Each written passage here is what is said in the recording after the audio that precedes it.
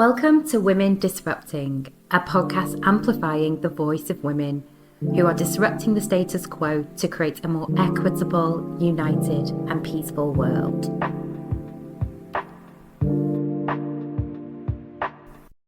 I'm lucky to talk to Yamina Bibi today about her journey as an educator, coach, consultant, and mentor. Yamina is author of The Little Guide for Teachers, Thriving in Your First Years of Teaching.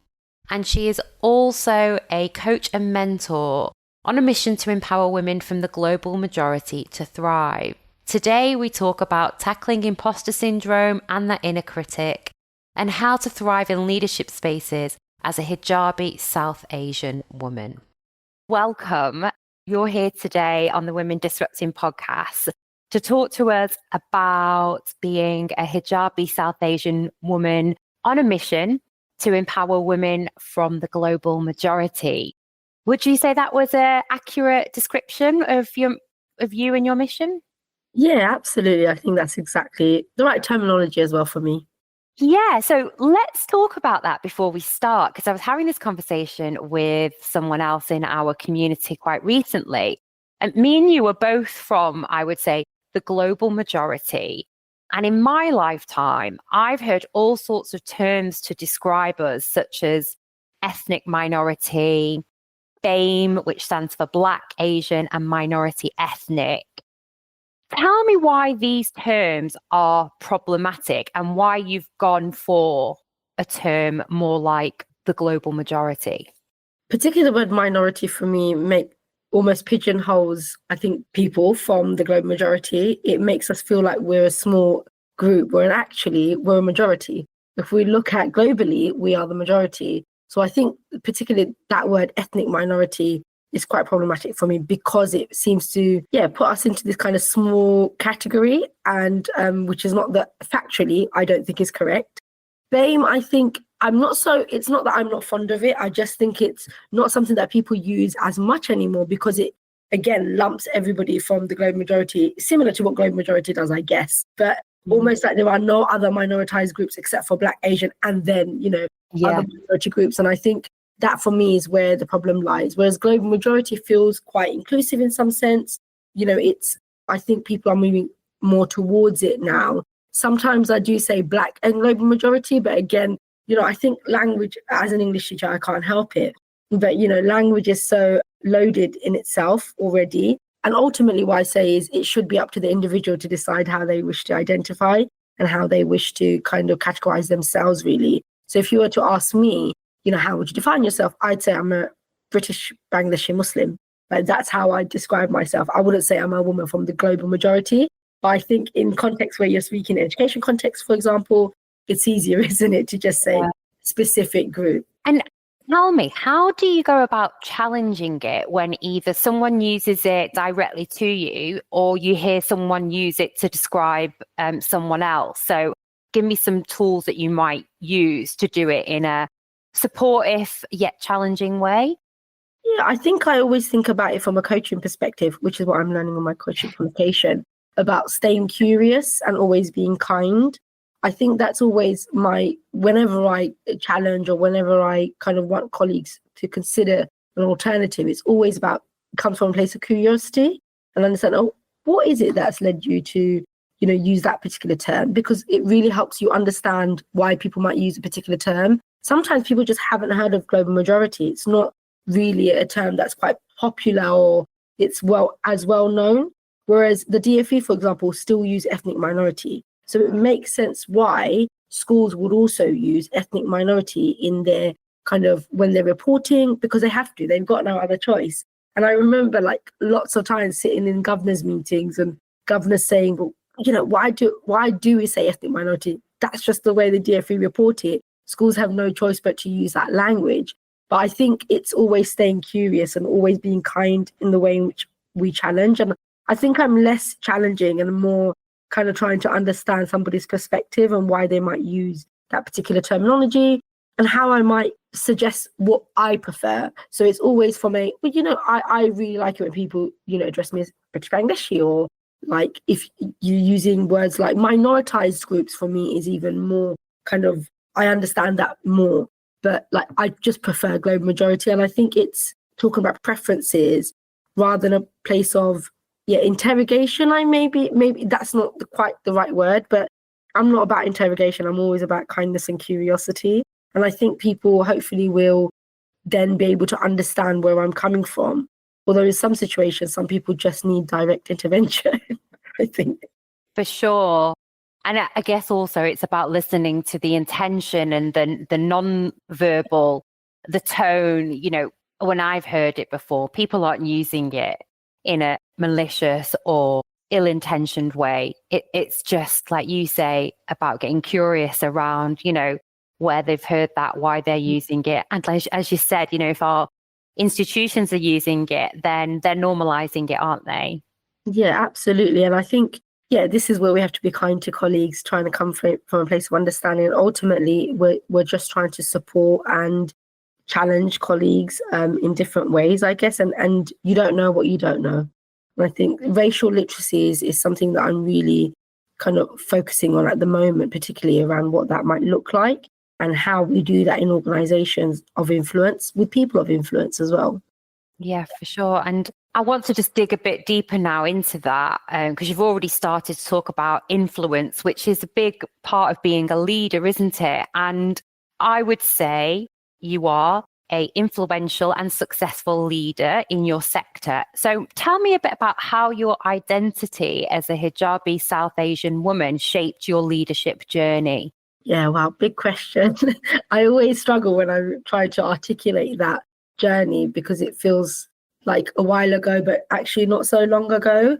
And it's only very recently where I started to believe that I have a space in those, really influential rooms. But also when you just described me in that way, I was cringing. I was like, oh no. So I still really struggle with that, which a lot of people might not believe. But I think a key part of that for me is finding people that look like me, is seeing role models in spaces of influence. And what started that off for me was Women Ed. Women Ed was highly influential in building my confidence, in giving me a space to have my voice shared and to contribute a kind of perspective that I didn't see before that. I hadn't seen hijabi South Asian women kind of in these stages, both social media, but also, face to face, sharing what they were feeling, sharing their experiences in the same way.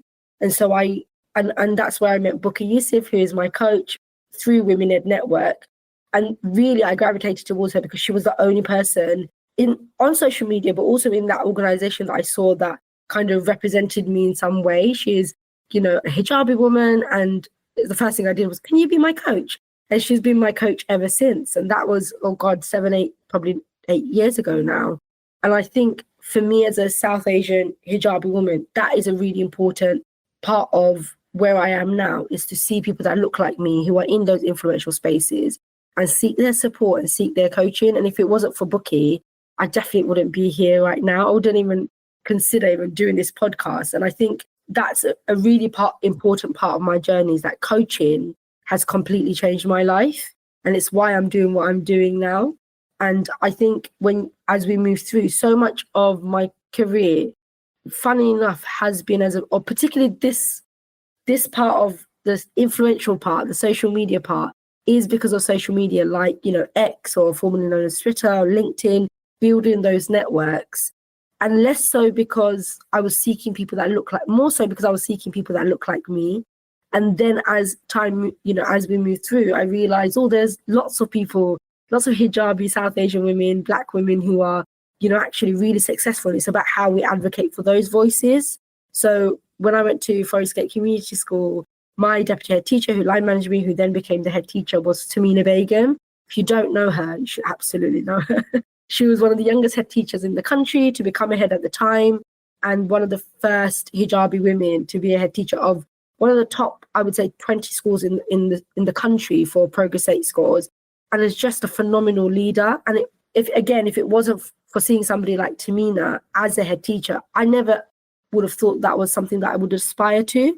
But seeing her as that role model, as a South Asian hijabi woman, really gave me permission almost to say, hey, maybe I could try this thing, and if I have the right people around me. And I think what I love about Tamina is she's quite open about some of the challenges that she's faced as a hijabi woman. That's led me to be quite open about the challenges I faced as a hijabi woman, particularly in leadership as well. And I'm almost feel like there's a psychic connection because you've preempted my next question, which is exactly that, Yamina. What are the challenges that you and other women from your background have experienced in the rise to leadership?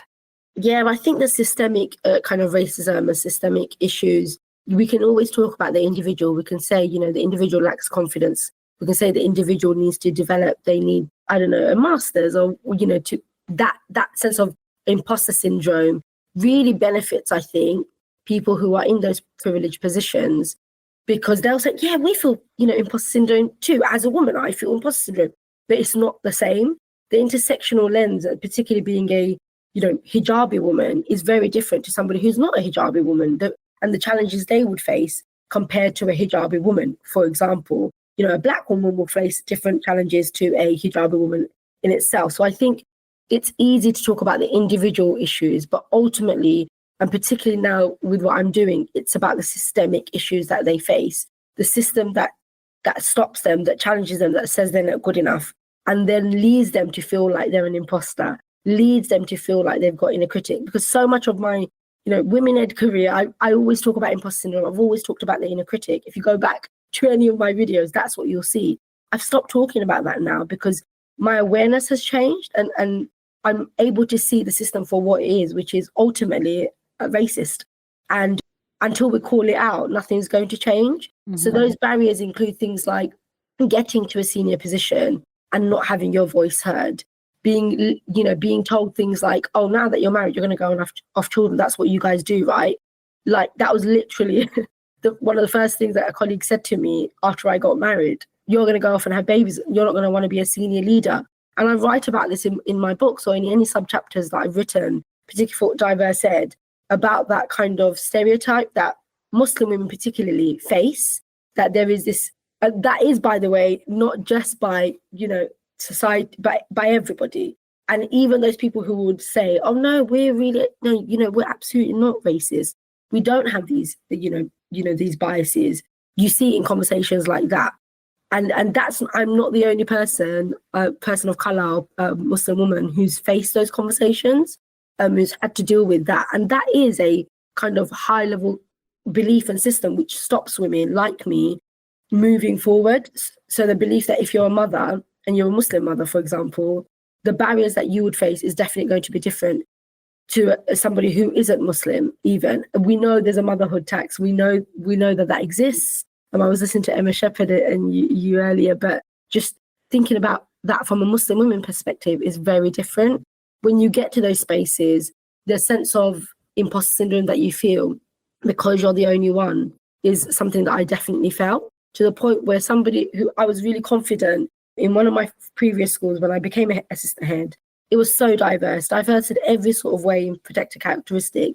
Then I moved to a different school where I was the only person of colour for at least about a term or half a year. And my voice just within literally 6 months muted. I didn't feel confident to speak because I felt uncomfortable in that space, because I didn't feel like what I had to say was of value, even though I'd led a really successful department, really successfully led in a really high achieving school and high performing school.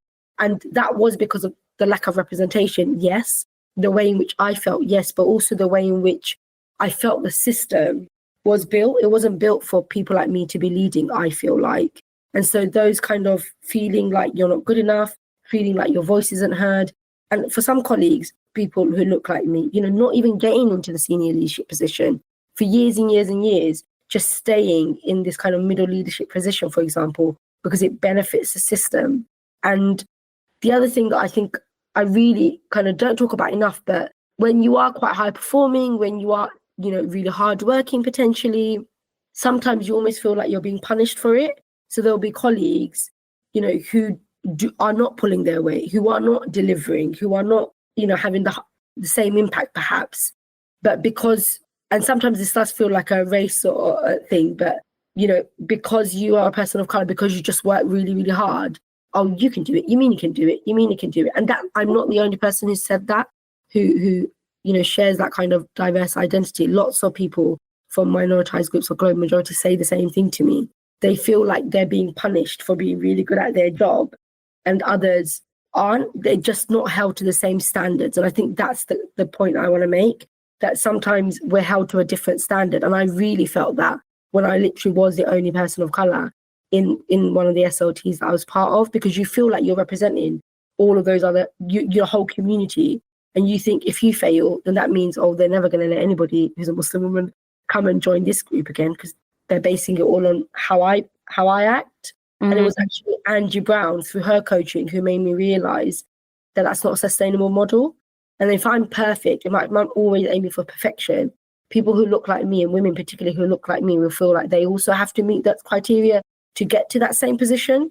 So I just stopped. I just tried to be the best version of myself, but not the perfect version of myself. Gosh, yeah. Sorry, that was a lot. No, it wasn't a lot. And don't apologize. And I'm pausing just because it really resonates with my experience as well. I think I saw in my career so many young South Asian women in middle leadership roles. So they did eventually get the head of department, but stopped there and found it so incredibly hard, including myself, to get to a senior position, because leaders wanted to keep them there because they were workhorses. They would stay and do all the hours marking and mop up everyone else's mess. They would create amazing spreadsheets and tracking systems and curriculum development. They were amazing. So yeah, let's keep them there because they're making the departments look great. So when I started to challenge and push myself and go, I want a piece of that big pie actually, and ask for pay rises or promotions, I was many a times told to get back in my place. I'm doing a great job where I am.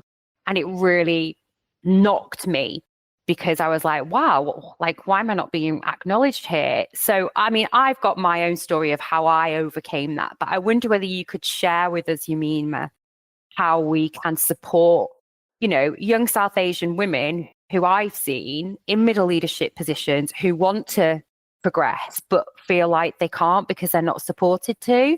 Yeah, I think for me, my network has been so influential in supporting me and helping me move beyond that. I still feel it a lot, but actually in the space I'm now in, which is kind of independent, working with the Chartered College and Chiltern Learning Trust, networking has been really powerful for me. And I would always recommend that anybody, gets a coach, gets a mentor, really connect and build your network. And social media has, as I said earlier, has really been important in that for me. By building my network, by building those connections through Women Ed, through diverse educators, through the Chartered College, actually really supported me in making me realize that, one, I'm not the only person who might be going through some of those issues. And so therefore I didn't feel alone in my endeavors. But two, also helping me build my knowledge, because, like Diana Saga says, if you don't have the kind of actual experience, the lived experience, knowledge is power. You have the theoretical experience, and eventually that will be really important. Mm-hmm. So thinking about those two things, like how can I learn more? How can I develop my understanding, raise awareness for myself? I read like nonstop. I'm quite an obsessive reader, particularly about education, about teaching in particular. And I developed my knowledge to the point where I was like, it's going to shame on you if you don't hire me. Almost like that level of confidence I got to at some point, because it was like I felt that knowledge was really, really important. Even if I didn't have the experience, for example, of deputy headship, I knew I had the knowledge to be able to then, when I did get a job, hopefully be able to apply some of that, learn from that.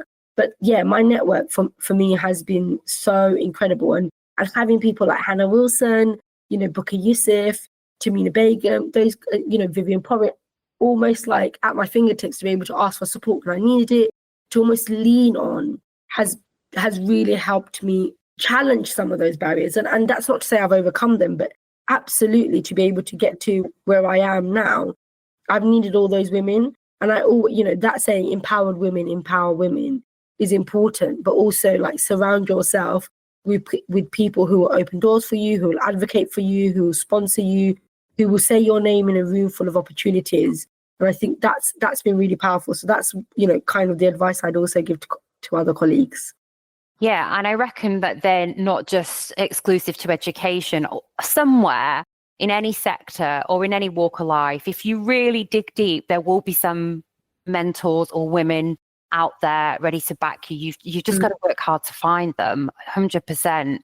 What about this one? Another problem I saw is sometimes opportunities did come up for these young leaders who wanted to progress, but the senior leaders would turn around and say, okay, we'll give you a promotion for a term as a senior leader. We don't have any money in the pot, so do it for free and we'll see how you get on. What would you say to someone, maybe a coachee who came to you with that problem and they're like, oh, I'm not sure if I can do this. I'm not being paid for it. I think for me, it comes back to values and really thinking about how values aligned you are, and how this will move you forward. For me, I think there are sometimes I very rarely said yes to things where they don't have money, particularly because as a woman of color and a person of color, you're devaluing that. I feel like you're undervaluing or devaluing that person. So I just wouldn't say yes to it personally. But ultimately, coaching isn't about what I think, is it? It's about helping others. That's what I'm learning. But helping others to come to their own kind of understanding that leans into their values. Because for somebody, it might be that actually, yeah, I don't need the money. I just want the experience and I want the title, because then I can put it on my CV and I can then go somewhere else and with that title. And so it's helping people understand what their values are. I just wouldn't advise it, because I think it devalues who you are. It also undermines what you bring and your knowledge and expertise that you will bring. And ultimately, I think if it doesn't work somewhere, I don't think the grass is always green on the other side, but I think there are definitely opportunities in the midst of a recruitment and retention crisis. Absolutely. You're right. As a coach, and that's my bread and butter too, Yamina. We wouldn't advise, and you'd probably do an exercise around your values and trying to get them to figure out themselves.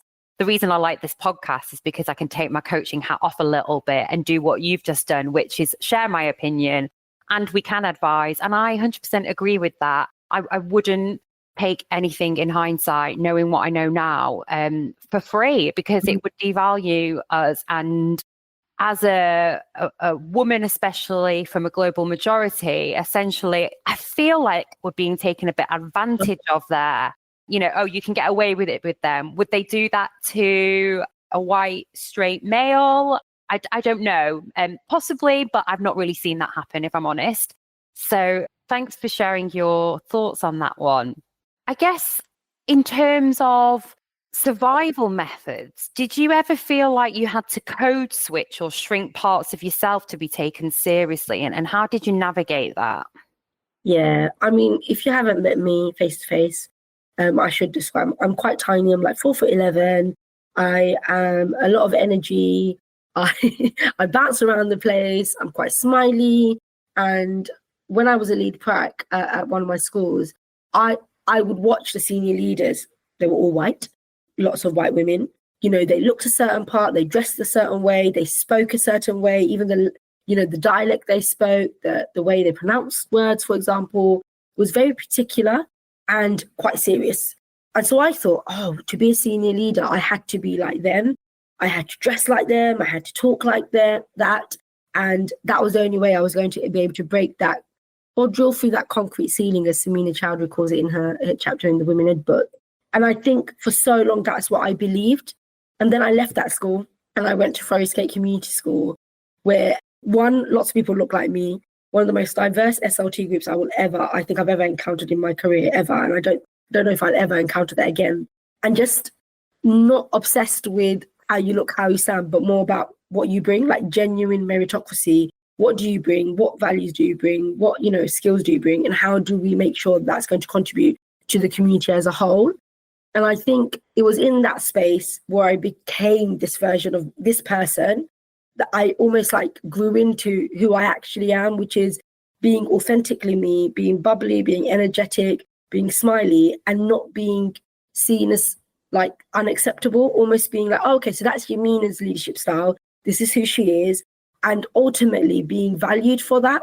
Yeah, yes, you are empathetic, but God, people would jump through hoops for you, wouldn't they? Like that kind of acknowledgement. Whereas in the past, it would have been like, oh, you're a bit too empathetic. Like you need to be a bit more hardcore. You need to learn to be more aggressive. And that's what I thought I had to be. And so when I was in that space with people like Tamina, who were like, yeah, just be you, but just get the work done, I actually became this kind of authentic version of myself. And I was able to be more of myself. And so when I did go to another school where I was the only person of color, person from the great majority, I did find myself shrinking, as I said, because I was the only person. And again, I saw colleagues who were, fit that mold of white, straight, spoke a certain white middle class. Let's just be honest. Let's call it what it is. And then as time went on, I realized that actually what made me exciting, what my USP was, unique selling point, was this energy, was the fact that I'm an empath, was the fact that I'm kind, was the fact that I'm smiley, because people almost like were connected through that. So I was able to get things done. I was able to, make things happen that wasn't before even seen as something like World Hijab Day, moving those things forward because of who I was. And so when I found power in being myself, that's when I encouraged others to be themselves too, because I tried to show that I could be this kind of kind, authentic version of myself and still be really good at what I do. And that didn't take away from who I was as a leader. If anything, it made me a better leader, I think.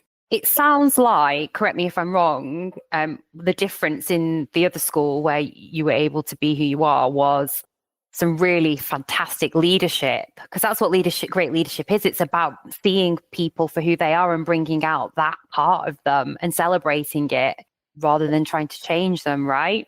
Yeah, I think that's absolutely right. And it was no fault of the other school because it wasn't, I was the only person of color. But I think because I saw people that look like me who were like, I'm from the East End of London, there's a particular way we are in the East End of London. But, that almost gave me permission to be myself, so that when I did go to another school, eventually, as I grew in confidence, it didn't matter that there weren't other people who looked like me in that SLT, because ultimately, I hope that what I showed was being authentically you is far more powerful than being the same as everybody else, and being open and honest about that in a professional way. I would say, it doesn't mean I'm just completely and utterly honest and vulnerable, but in a safe way to be able to do that. Gave permission, I hope, to other colleagues, so that by the time I left that school, there were 4 or 5 people of, Muslim women or people from diverse backgrounds on that SLT when there hadn't been before. That's amazing. Progress in itself. And on that note, then, we've talked a little bit about what great leadership looks like. How would you define leadership on your own terms? And how does that differ, I guess, from the traditional, often Western model? Yeah, that's really interesting. Well, I don't know if I've thought about it in that way, but I think authenticity is talked about a lot, but I don't think people are always authentic. I don't think everybody knows what that really means to be authentically you. And I think, particularly for somebody from a global majority background, you can tell somebody, be authentic, just be you. But we know that just being us isn't always safe. And so I always say that with caution. When I say, be authentically you, but it's about building that psychological safety to be able to feel like you can be authentically you. And I think in one of the schools I worked in, I was able to do that. Is I had to build that psychological safety for myself, build my network, build my community, because for me, leadership is about authenticity, and it is about building trust. And for every member of the school community, leadership is about integrity as well. But again, lots of people will say, yeah, I'm a leader with integrity, but not really, because particularly when you're a person of color, but from the great majority, you see it really clearly. You see the way people treat you versus the way they might treat their white peers. And I think that is, people see it, and it's really hard to explain.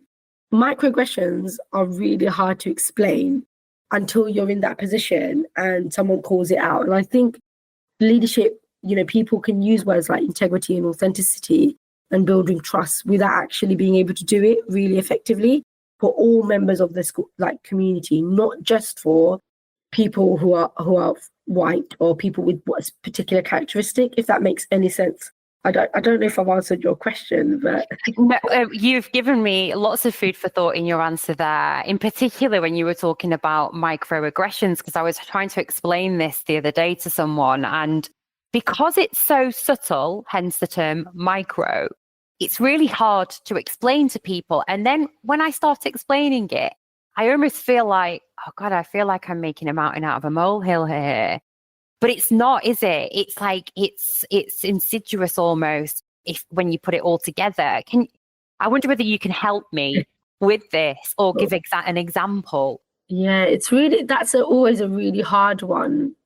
Like the microaggression of saying, for example, when one of my colleagues a while back said, now that you're married, you guys just go and have kids, right? You won't want to be an SLT. Like, I don't know if that's explicit racism actually, but even like, I don't think he would have thought that was offensive. He would have just thought, oh, but I thought that's me trying to understand your culture or understand what you do. But actually, that was almost like an unintentional discrimination, because he probably didn't mean it, but that's what it came across as. And ultimately, microaggressions are indirect, they're really subtle, and they do tend to be unintentional. People don't realize that's why it's called unconscious bias. It comes from that place of bias.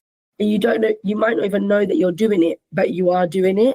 And it's making comments about a Black person's hair, for example, making comments about someone's hijab, when people say to me, oh, do you wear that in the shower?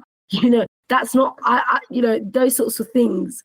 No, that comes from, real ignorance, really. In this day and age, I'm not sure how that can be, but, I get it. Like for some people, they've never encountered a Muslim woman who's as loud as gobby as I am, perhaps. So, how do you deal with that? And there's obviously a prejudice there, but I think the hard thing about microaggression is that it almost, again, makes it feel micro, when actually for the victim, it's not micro, it's quite a big deal. But then you almost feel like when you go about explaining it to somebody, they then say, oh, it was never my intention. And then you apologize for making them feel bad about something they've said or something they've done. It's a really hard thing, because I face so many microaggressions, particularly as a senior leader. For example, when I was a deputy head teacher, an interim deputy head for a little bit at one of my schools, and a parent came, and I said, as I said, I'm 4'11", hijabi woman. I look like lots of the kids. Lots of the kids in the school that I worked in wore hijab. They were Bengali. Parent comes in, says, I want to speak to somebody senior. I say, I'm the deputy head teacher, leading on behaviour. He says, no, I want somebody more senior than you. I said, there was literally nobody else in the building who's more senior than me at this moment. And he was like, well, where's the head teacher? I said, the head teacher's not here. Therefore, I'm literally the senior leader in charge. And he just could not believe it. So, and I think that's the kind of thing you're essentially saying, because I'm a small hijabi woman, I cannot possibly be in charge.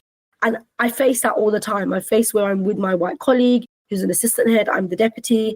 I want to talk to him, or I want to talk to her even, because she's a white woman or he's a white man. I know I'm the senior leader, I'm literally the deputy head teacher at this point. You can talk to me. And that's really like hard to explain to somebody why that feels it's really hard, because particularly when you've almost like worked really hard to get to that position, to then be undermined. Yes. And to explain that to others who might not understand what that means. I think that's quite a clear microaggression from my point of view. Yeah, I don't think it's subtle, and it works, I guess, on different levels. There's a fine line between a quite direct, clear microaggression that is borderline rude and I guess an innocent assumption. Either way, they're all underpinned by unconscious bias, aren't they?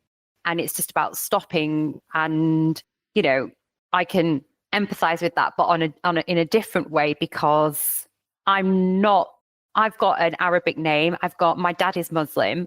My mum is white, English, Roman Catholic, and they helped me just to decide what my own path would be. And I am very spiritual. And when I've had a few situations in my career where I moved abroad into the Middle East in the middle of my career, and I was emailing a buddy who I was assigned to, and all he saw was my name signed off at the end, Yasmin Arif. And when I met her, she was like, oh, I'm really shocked. I didn't expect to see this. I thought you'd be wearing a hijab and a traditional Muslim dress. I didn't expect to see you like that. And I took it well, and I was like, oh, no. But then part of me was like, oh, I feel a bit guilty that I do dress this way. And I felt like I wasn't fitting into the Middle East like I should do with an Arabic name, etc., and Muslim heritage. But she would not have thought anything of it. And so it works on so many different levels, doesn't it, Yamina? Yeah, absolutely. I think that's a really interesting example, isn't it? It's like, oh, you thought you were one thing, but you weren't. It's very similar to why some people might say they anglicize their names, right? Because Yeah. it'll probably get them, more job interviews than it would if their name was Yasmin Arif or Yamina Bibi. And I think that's a really interesting way of looking at it from the kind of Middle East perspective. And I think microaggressions look different in different ways, I guess. Like I attended the teaching, I'm part of a teaching commission with Dr. Mary Bousted, who's the chair, and colleagues from Leeds Beckett University, like Professor Lander and Alison Wiggins, and amazing kind of colleagues who came, and Professor Heather, who spoke about specifically ITT and the microaggressions that their teacher trainees are, their trainee teachers are facing, and those microaggressions looking very different, even on school placements. So they talked about things like workplace microaggressions to inferiority assumptions to like feeling like second-class citizens and literally being treated like second-class citizens, or even things like environmental microaggressions, like the fact that there were no senior leaders in their SRT, and how that meant that they had to explain when Eid might be and why there was 2 different Eid days, those sorts of things. I found that a really powerful session, by the way. Highly recommend the anti-racism framework. But I think when we think about microaggressions, we think about them in one level, but there are so many things that are attached to that, like this inferiority assumption that I face myself. So I remember when I first became an assistant head at this school, where I was the only global majority senior leader, and somebody walked into my office and said, "Oh, who are you? Are you the science teacher?" And I said, "No, you've walked in. I'm the assistant head teacher. You've walked into my office." I was so confused. But that automatic assumption that because I was a hijabi brown woman, I must be the science or maths teacher. And how many times has that happened to so many other women? And that wasn't the first time that I'd faced that in that school either. And so that was really interesting. They walked into my assistant head teacher office and said, "Oh, who are you? Are you the new science teacher?" And I was like, "No, I'm the assistant head." Like, and then being really shocked, like, "Oh, okay. Oh, interesting." And those sorts of things, right? Because there's an inferiority even there. Yeah, for sure. Gosh, I honestly could talk for much, much longer, and time is flying, Yamina. So I want to just wrap up by asking you for a bit of advice to share with any younger women who look like you and are hesitant to step into leadership roles from a similar background. I know you've talked about role models already. Is there anything beyond that? Yeah, I think find those people who are your sponsors as well, because role models are people you look up to, you aspire to be like. But sponsors, like Hannah Wilson taught me, are people who open doors for you, who are already in those spaces, who can open those doors of opportunity. I always talk about Hannah and Benny Carr and people like that who open those doors for me, who will say my name and be like, "Oh, have you met Yamina? Like, she's doing this particular piece of work that might be really useful." Even nominating me to be part of the CVP coaching.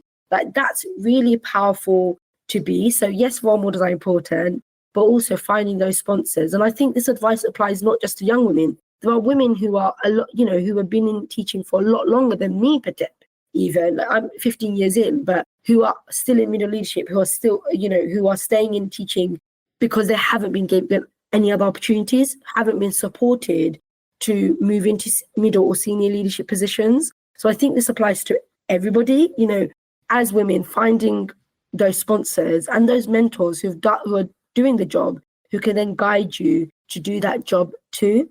I think those are really powerful. And we think about it from the kind of heteronormative perspective. Those things happen like quite organically. If you go to the same school as somebody in Eton, for example, you're meeting those people who are influential, so that when you leave that space, 10 years time, "Oh yeah, my mate, Harry, sorry, Harry, I don't know, my mate Harry, does this bit of work. Why aren't we doing that for each other as well?" And using that, there's no shame in that. I think I used to feel really guilty when people used to, "Oh yeah, I heard about you through this person, that person." But I realized this is such a normal thing. That's how a lot of people get into those kind of really influential spaces, and there's no shame in that. It's about, lowering the ladder and then helping others step into those spaces and finding those people for yourself as well. I love it. I love how we're disrupting the narratives here about South Asian or Muslim women in leadership and showing them that they can do it, even though they're going to face a lot more challenges. There's the support out there. No matter what the sector but I know particularly in education that there's a massive support network out there. And on that note, could you share with the listeners where they can connect with you and any support networks that you feel like they could benefit from? Yes, absolutely. I am one of the co-founders of South Asian Educators Network. I never talk about that enough. But we have regular like termly meetings. So if you're a South Asian person, not just for women, but person in education, feel free to join us. And you can follow me on @MissYBB on Twitter or X, and also find me on LinkedIn, where you'll be able to connect with me and colleagues also from those organizations that I work with and volunteer for, like Women Ed and Diverse Educators as well. Those are fantastic networks. So please do connect with me and connect with those organizations because they are brilliant. And was there did you mention the work, is that the work you do with the Chartered College or is that separate? No, that's slightly separate. So then the Chartered College is my actual job now, which I forget to tell people.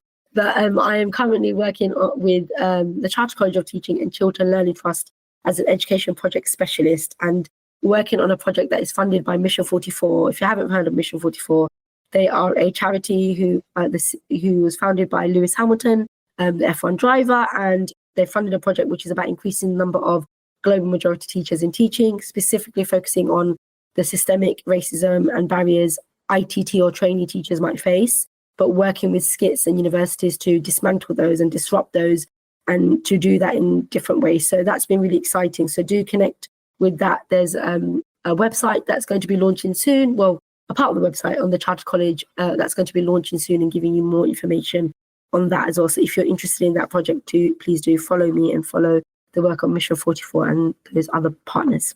Wow, that sounds incredible. It's so cool. a great ambassador as well in Lewis Hamilton. Lewis Hamilton, yeah. Yeah. So, Yamina, thank you for being an incredibly disruptive woman. Keep disrupting and doing what you're doing. It's been a pleasure having you. Thank you. Thank you, Yasmin. You're welcome. Thank you for listening to this podcast episode. I'm always looking for disruptive women as guests. If you think you'd make a great guest or know anyone who would, then please email me with the details. You can email info@yasminarifcoaching.com. More details in today's show notes. Remember to show up and share your truth, because the world is hungry for women who show up and tell the truth, unafraid and free, expanding to the very edges of who they were always meant to be.